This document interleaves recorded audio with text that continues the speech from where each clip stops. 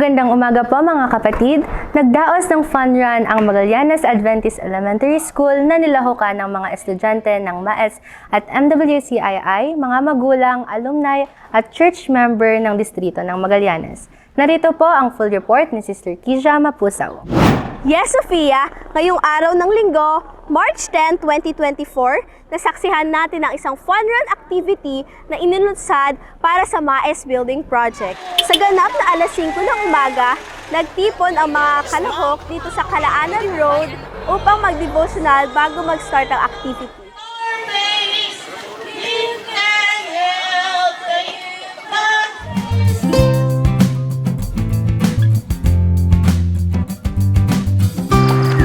Lapit na.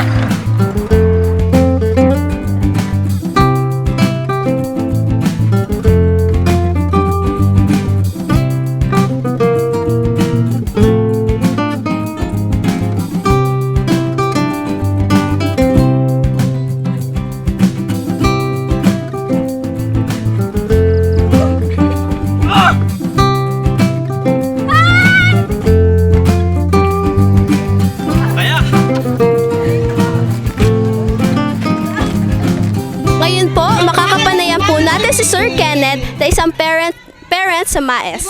Sir, kamusta po ang experience dito sa fun run na ito? Nag-enjoy naman kaming buong pamilya, okay naman kami.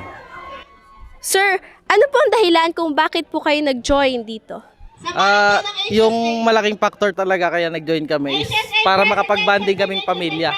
Bali, kasama ko dito yung asawa ko, anak ko, my mother, mga pamangkin, kaya sumali kami. Ngayon po, kasama natin ang MAES School Board Chairman, Pastor Rickson Marquez. Pastor, kamusta po ang fun run na ito? Makikita mo sa fun run natin dito ang tunay na fun, ang kasiyahan. Makita mo ang mga magulang, ang mga teachers, ang mga estudyante, faculty and staff, at lahat ng kawani kahit ng gobyerno dito sa atin tumutulong para maging safe ang ating fun run. Makikita mo ang pinaka masayang yugto, yung unity at happiness ang fun together with the family. Ano naman po ang masasabi nyo sa activity ito? Ang masabi ko dito ay sana'y maulit ito dahil ang request din ng mga magulang ay maging taon-taon ito. Dahil naranasan nila ang kasiyahan, ang family time, unity sa fun run na ginanap sa araw na ito. Kaya purihin po ang Panginoon na binigyan tayo ng magandang panahon at mabuting kalusugan. Salamat po sa lahat ng committee, ng atin pong digital printing, ang Zion's Gate, ang ating pong mga faculty and teachers, ang mga parents at mga estudyante, sa ating mga friends, alumni, at maging sa government ng Magallanes, maraming salamat sa school board at sa Magallanes District members. Purihin ang Panginoon. Maraming salamat po, Pastor Rickson. Ako po si Kisha Mapusaw, nag-uulat mula sa Kalaanan. Back to the studio. Thank you, Kisha. Totoong isang napakagandang experience na lumahok sa mga activities ng ating mga paaralan at sigurado akong may iba't ibang magagandang kwento ang mga lumahok dito. Sa pagtatapos, iiwan ko po sa inyo ang isang verse na matatagpuan sa Galatians 6 verse 2.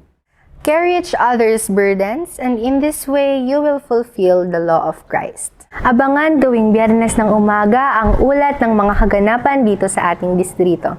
Ako po si Sofia Nepomuceno, nag-uulat para sa Magallanes Media Ministry. Magandang umaga po sa inyong lahat.